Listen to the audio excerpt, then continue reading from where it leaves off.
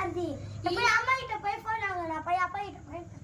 அம்மா எனக்கு போன் தாங்கப்பா அவங்க எல்லாம் போய் வாங்கிட்டு அம்மா எனக்கு போன் தாங்க நீ அவங்க எல்லாம் போய் வாங்கிட்டு போறீங்க